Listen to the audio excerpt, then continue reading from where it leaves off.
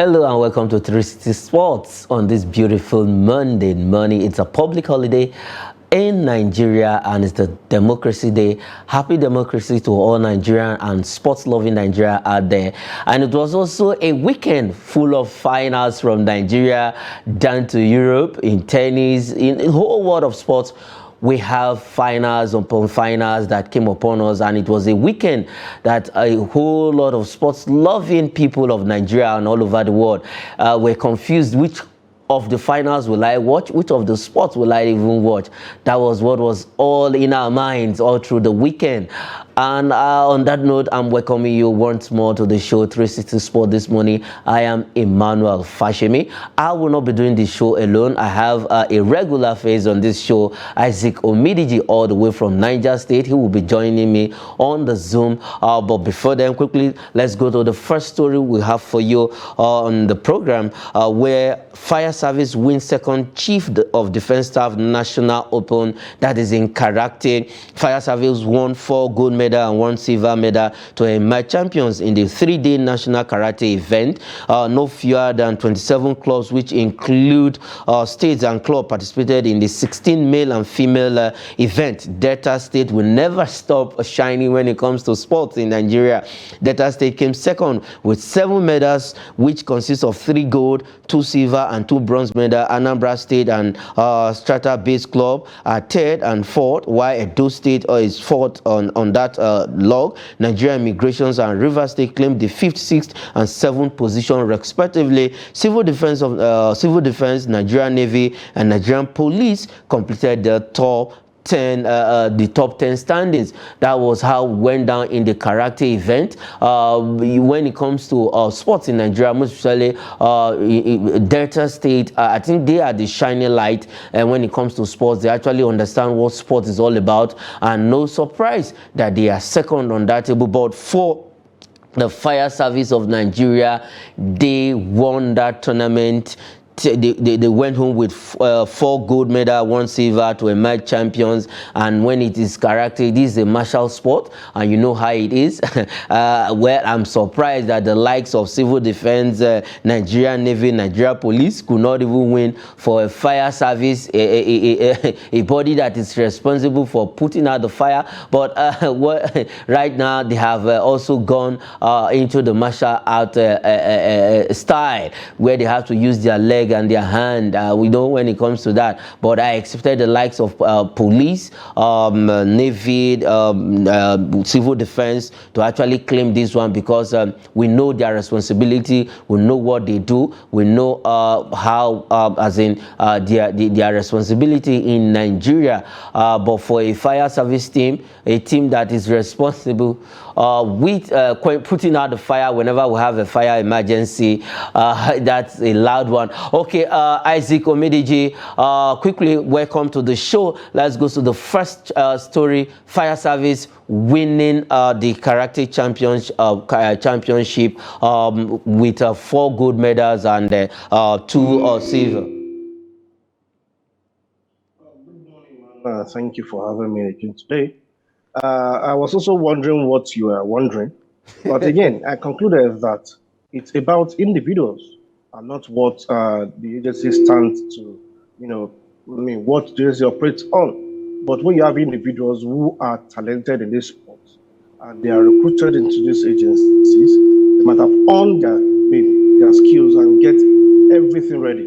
And for fire service to have done it, even for karate, it's not a bad thing, because if you look at different skills of putting out fire, but probably even need the karate skills, to do some of those things.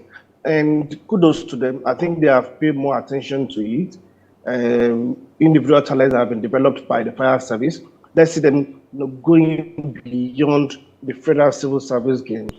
Let's see some of these athletes allowed to participate at the National Sports Festival, probably represent Nigeria on the continent. And who knows, they might be at the Olympics someday. Okay, it might be the literature, but a good one for the fire service for actually emerging champions in that event. Congratulations to all the team. But quickly, Delta State seems not to be resting on their oars when it comes to sports in Nigeria. What is actually working for that state? Structure, planning, deliberate organization and deliberate investment in sports. You see, since the time of Amaju Pinnick as the director of sports, yes, in Nigeria, I mean in Delta State, you will see a deliberate structure by the state government. And luckily for the state, every government coming in has continued to sustain that structure. And that is why you need to build institutions and not to build individuals. So you'll have seen a state that have built an institution that any individual coming in will just fit in and continue to develop. And you see the results even at the National Sports Festival. You can hardly beat Delta State. And most of our athletes, where are they from? Delta State. So you see that they invest in individuals for the institution to be strong. They also invest in their training programs. They have facilities. Look at the kind of facilities they have in Delta State. Delta State can host the National Sports Festival anytime, any day, if it has to do with facilities. They have it. They have the structure. They have the organization. And they also invest in it. And they also allow private sectors to come in to also invest in some of these games. So for the other state, I'm not surprised. Delta, Edo, River State, Lagos State, I would not be surprised whenever they are doing well in terms of sports. Okay, you never be surprised when they are doing well in terms of sport, organization, structure, and that is what is working for this state. And if other state, let's not forget also Bayelsa State has also joined that train, and they are not left out. Let's see if other states can actually emulate them and see how we can develop all our sport, not just football alone. We have talents embedded in all the sports in Nigeria, in the world. It's just for us to harness them, structure, expose these athletes, and then you are bound to have a better performance out there. Okay, let's move away from that story and head straight to Mobolaji Johnson, where the MPFS Super 6 was a wrap yesterday, but Enyimba, as they are called, winning their 9th time title of the Nigerian from next season. It's going to be Nigerian Premier League. Let's start calling it that now. Nigerian Premier League. These guys, they show resilience. They have come to tell everybody that we know how to play the Super 6. Let's not forget, in 2019, the same Enyimba won the Super 6 playoff. Isaac Omidije, Enyimba cannot stop surprising people when it comes to the playoff.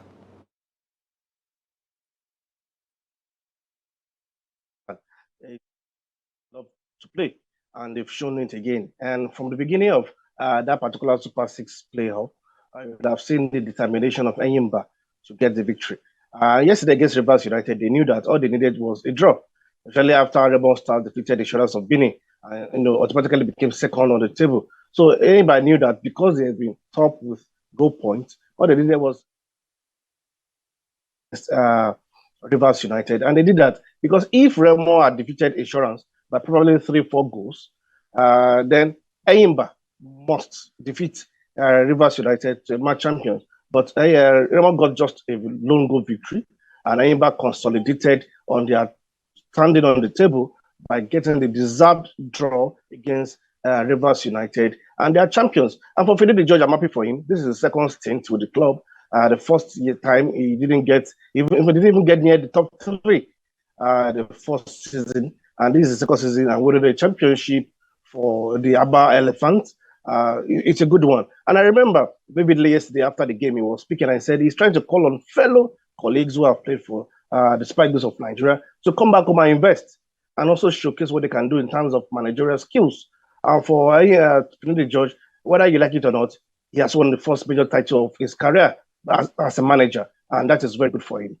Very good for him. We'll still go back to Finidi George, but quickly, let's have the table on the screen. Let's see how it finished, how they are standing. Now, like you mentioned, Enyimba finished with 9 points, 4 goal difference. Remo Stars, 9 points, 3 goal difference. And for Rivers United, they also finished on 9 points with 2 goal difference. Sunshine Stars followed by 5 points. Bendel Insurance, Lobby Stars. But if you look at the standing for Rivers United, I actually thought, though I predicted that it was going to be 2-horse race between Rivers United and Rivers United and Enyimba. Eventually, it happened that way. But for Remo Stars, let me say they came in through the back door. Now, looking at the standing, Bendel Insurance, let's talk about Bendel Insurance. This is a team that was unbeaten in 21 games. They showed glimpses, they showed promises that yes, they are the team to beat in the Super 6, but it didn't work out for Bendel Insurance, his Mondi Odige and his boys. What went wrong for Bendel Insurance? Emmanuel, if you can remember some weeks back, or probably last week, I said the draws being earned by Bender Insurance guys talking about Insurance FC of Benin would not do them a favor. Would never even do them you unbeaten. Is it by winning your games or by drawing your games? They were busy drawing games.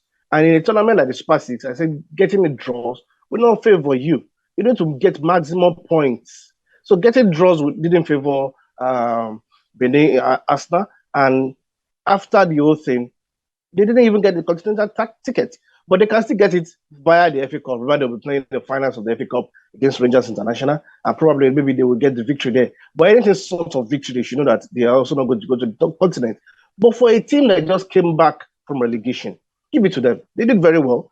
Nobody gave them this chance. I didn't personally also give them this chance when they were coming back from relegation. Same with Remo. So we should give them kudos because they've done very well despite going unbeaten with so many draws. Remember, in the first part of the season, they got so many victories and draws. But the second part of the season, like most of the clubs realized that, okay, this is how we can peg these Benin Arsenals. And they pegged them, and they couldn't get the victories they wanted. So not getting those victories and getting so many draws affected them so much. And for a Super Six, getting draws will not take.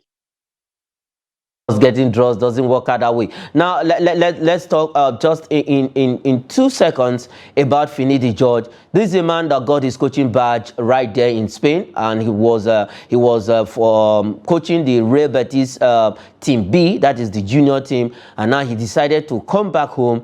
Now for Finidi George, what does it mean for him and others in Nigeria? Because we actually need our ex-players to start doing what they know how to. I know everybody cannot be a coach. If you're a good footballer, that does not mean you are going to become a good coach. Most of them who have become managers, who have gone into coaching, they should come back home. Actually, those who are sitting and waiting for national team offers, even when they've not tried their hands on any club side in Nigeria. But then the judge has made a statement, and that statement is he's a champion.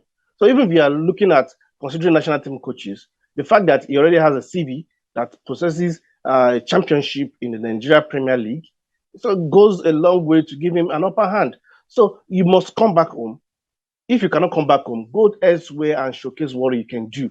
Don't sit idle and expect as an ex-international, because you've gotten your coaching badge from this and this coach badge A, badge B, that doesn't really count. You must show that you can do it practically. And that is what Finidi George has done. And this will open more ways and more doors for ex-international to come in and also on the club side. Remember, when he took over the M's of Appear at Enyimba, there's no, and for a club like Enyimba to have appointed him, I think they also gambled. And this gamble has paid off. The pressure was on him after the first season where he didn't do very well.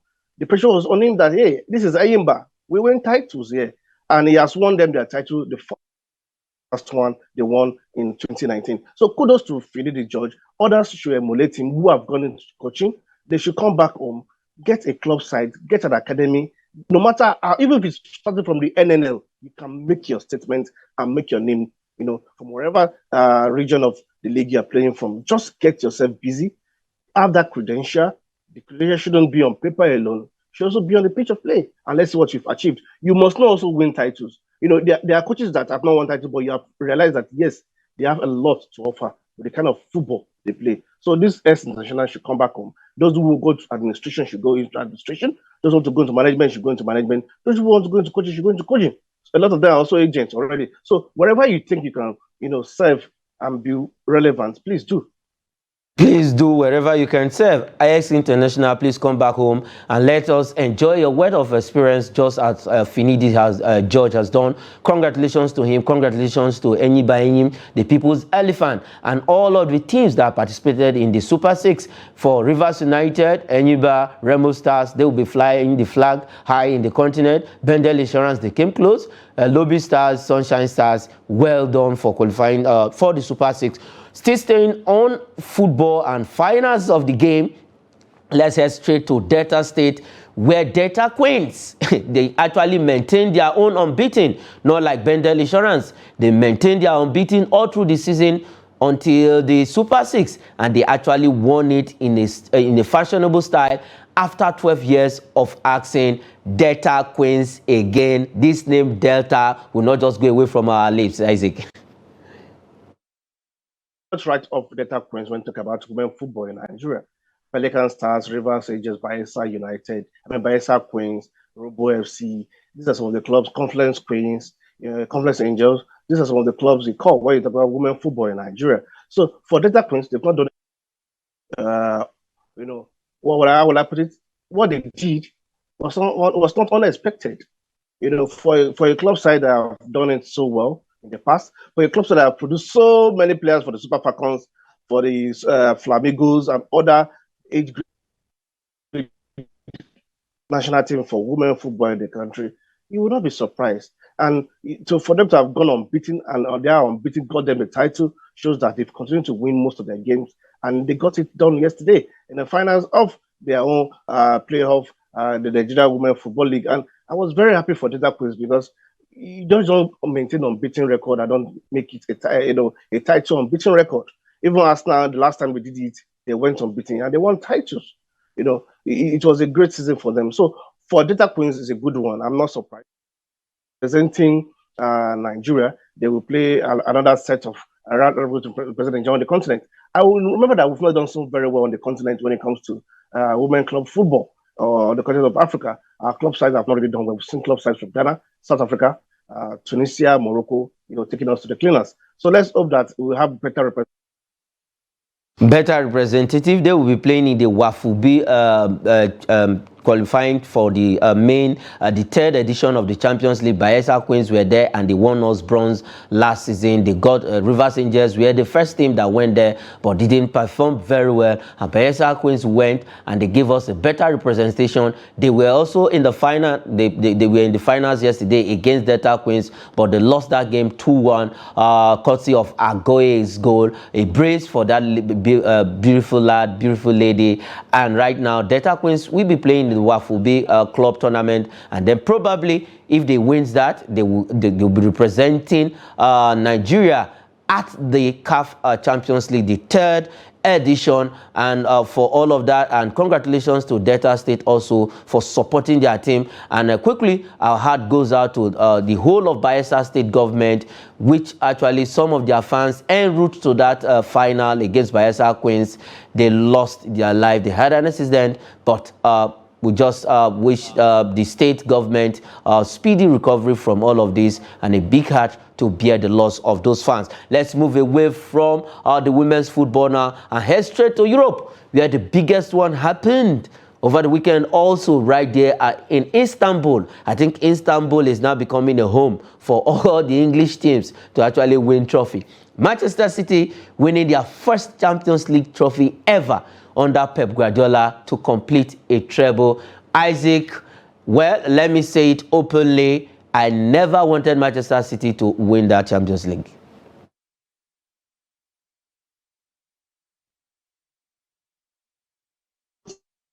Say that on a particular platform. So after Man City scored, he said, "Inter, please, come on." I said, "Hey, Emmanuel, this is the Champions League final. Anything can happen." However, it didn't go. Come on, this is not Man City Inter. Man City will trash Inter like 3-0, 4-0, because they play free-flowing football. But remember that on that particular day, Inter didn't allow Man City to even play that kind of game. Inter didn't give room to Man City to explore their attacking prowess. At a point, for a very first time, I think so, I'm seeing Man City playing a form of under Pep Guardiola. I was wondering, is this the Man City we all know? But this is the UEFA Champions League final. Pressure was also on those Man City players because they've never won that title. They needed to win it. Same pressure was on Pep Guardiola. And the pressure of the treble also was on them. So whether they like it or not,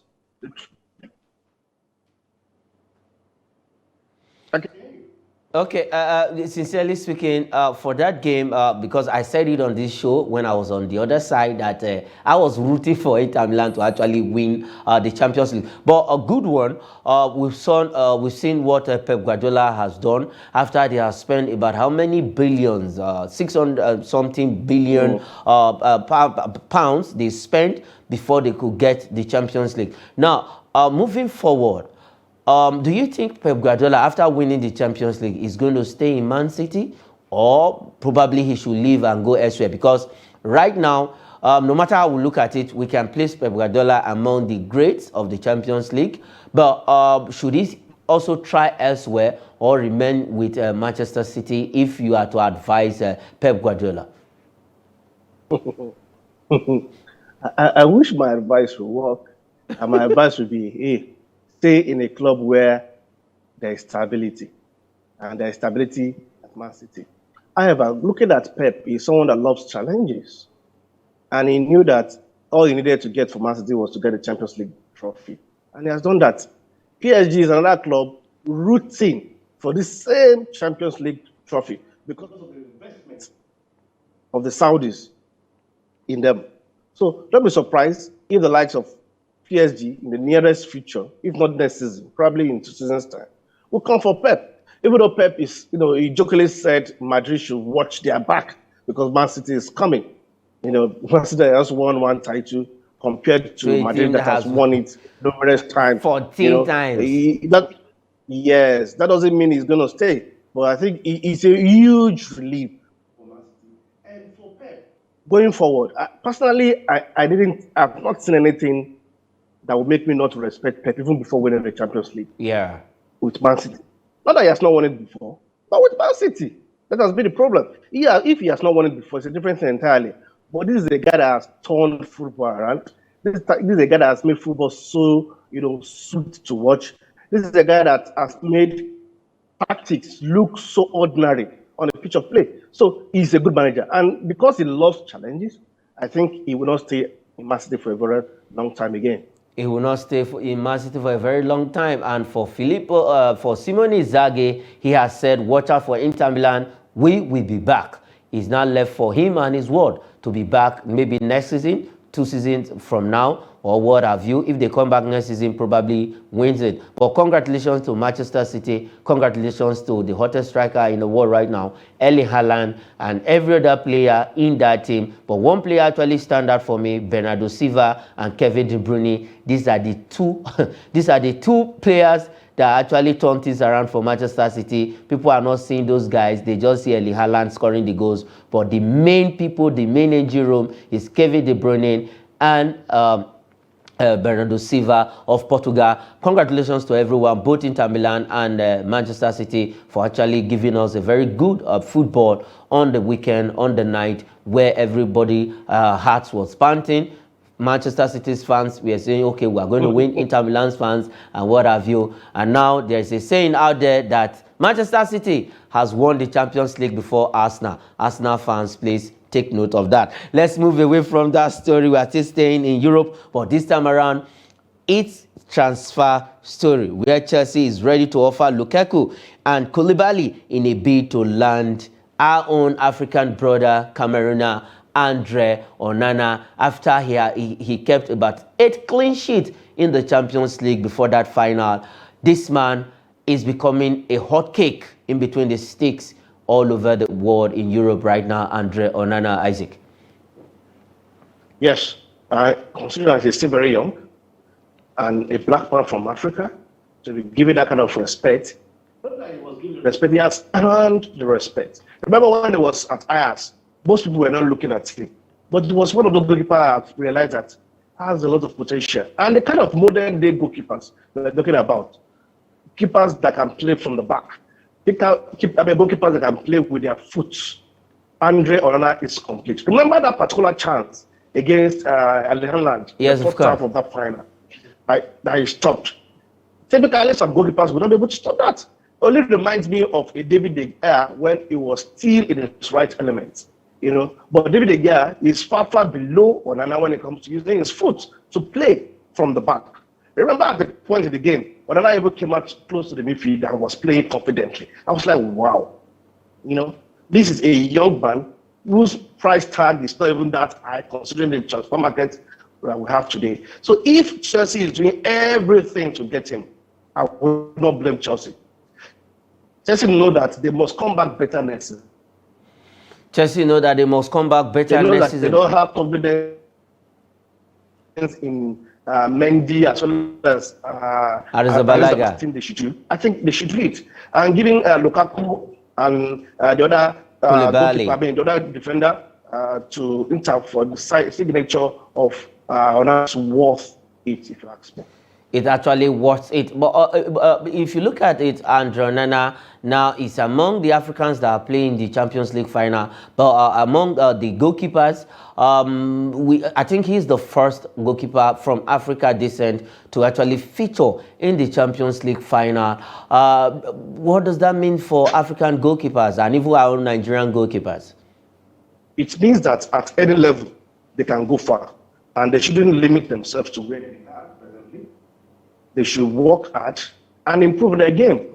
Remember that this young man has improved in his game. I just hope that he can also improve on his temperament and his management and his relationship with other players as well as managers. With that, he can get things done. As for other players, they also need to work on themselves. Remember that you don't have to remain as a goalkeeper that only knows how to dive. You must also know how to work with your feet these days. Okay, so know how to walk with your feet. Okay, before we go quickly, one last transfer where Manchester United, we only accept permanent deal from Newcastle United for Harry Maguire. I know a lot of Manchester United fans want this guy out of Manchester United because they don't like his face, because they don't like how he plays. He has cost Manchester United a lot of pain scoring own goal. Instead of him to score the opposition team, he rather score his own team. And for Harry Maguire, Manchester United have said they want. I think Manchester actually wants. I mean, United really want to get rid of. Yes, United really want to get rid of Maguire. And for Newcastle, I don't see them gambling on this. If they want him, they should go and get him full. Better they want an outright sell than a loan where Maguire will still be on a pay list or probably as a player of the club. And don't be surprised. He may eventually go to Newcastle and regain his form. Maguire was not that bad when he came to United. He came to United and I think he couldn't manage the pressure at United. So probably going to Newcastle, you will be able to probably manage the pressure and become the Maguire we knew him to be when he was at Leicester City. Yeah, and become the Maguire we used to know in Leicester City. That is where we draw the curtain on the program Touristics this morning. Isaac Omidije, thanks for joining me on the show. Thank you very much. I am Emmanuel Fashimi. Thanks for watching.